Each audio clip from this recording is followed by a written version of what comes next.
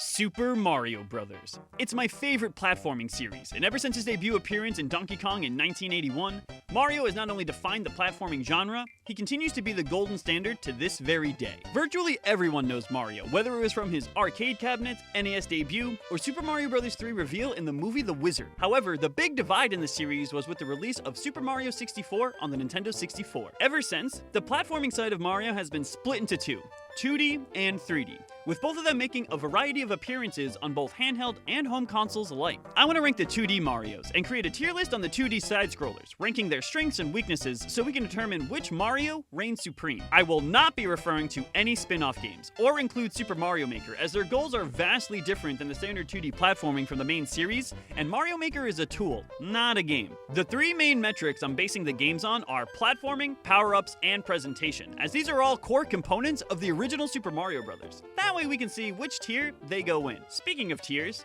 here are the tiers for the 2D Marios. Bottom tier, low tier, mid tier, high tier, and top tier. As always, this is all subjective, with me trying to be as objective as I can. Mario is dope, and all of these games are fun in their own right. It's like the Disney Pixar films. They're all good, but they're not all Incredibles good. And sometimes, you're gonna get a Cars 2. With all that in mind, folks, let's take a look at the 2D Mario tier list.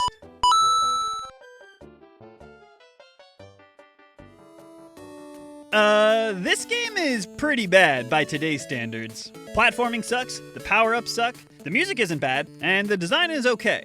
There isn't too much to say about Super Mario Land other than it was a Mario game for the Game Boy and it worked at the time. The only fun levels in this game are the ones where you aren't platforming, but playing a space shooter. It has aged very terribly, and I really wouldn't recommend anyone play this game today.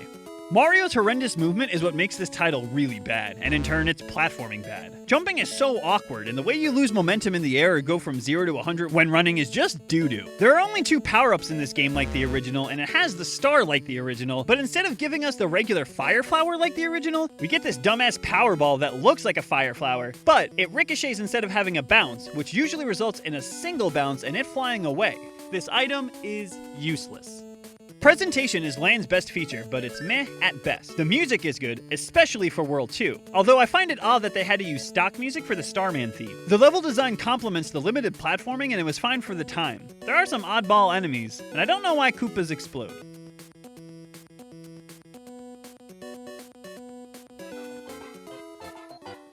Now, the rest of the Mario series is solid from here on out, but some of them feel either too uninspired or more copy-pasta of previous titles, and New Super Mario Bros. 2 is both of those things. All of the New Super Mario games tend to get very samey or boring without innovating or doing something cool, and New Super Mario Bros. 2 is both of those things. I think its emphasis on coins came way too late, as coins in Mario games lost huge value over time before this game's release, and it's not crazy satisfying collecting all of those coins when the rewards to do so aren't good. I also don't think the Tanuki suit complements the new Super Mario Bros. Style, so while it's a neat throwback, I think putting in a new power-up that would have changed aerial mobility would have been way cooler.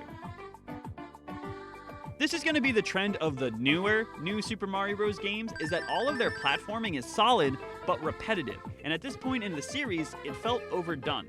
Running feels fine, movement is okay, wall jumping is great, but it feels bland.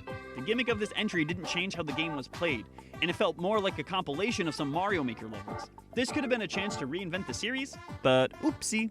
The power-ups in this game are the same as the DS entry before it, except it takes out the Koopa suit and puts in the Tanuki.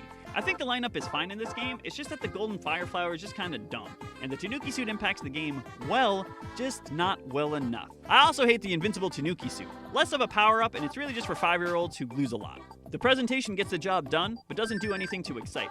Music is fine, game looks great for a new Super Mario Bros. Game, level layout isn't cream of the crop, but it is leagues better than Super Mario Land. Plus, extra features like Coin Rush go a long way in its replayability. It's rare to see a remaster be technically worse than the original version, but New Super Mario Bros. Does it. And I don't mean graphics or anything, its only fault is on the content side. I do have to say that I quite like this one.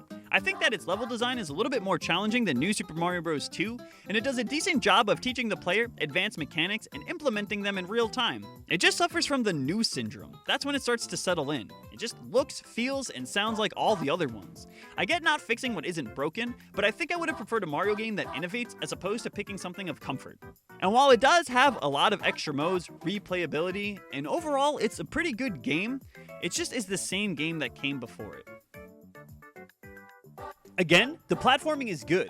Having the Wii U gamepad to add an extra block was a cool little sibling feature, but I don't think it drastically changed how the game was played. Luigi U is the only real platforming change with Luigi's floaty physics and lack of friction, but the Luigi changes were reserved for the Luigi mode, and it runs fairly short. It's still New Super Mario Bros., so the wall jumping, the twirl, it's all there, but it's whatever.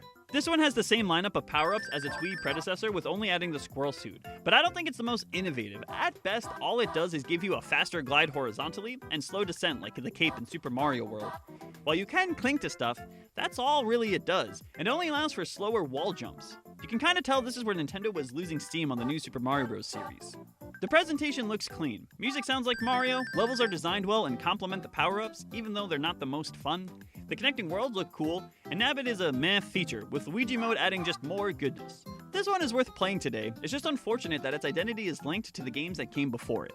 I'd still say that the Switch version is the way to go. While it lacks some of the game mode content, it does give you some extra goodies in the power-up department. It also gets an upgrade in the resolution, and using the Switch Pro controller is way more comfortable than the Wii U gamepad.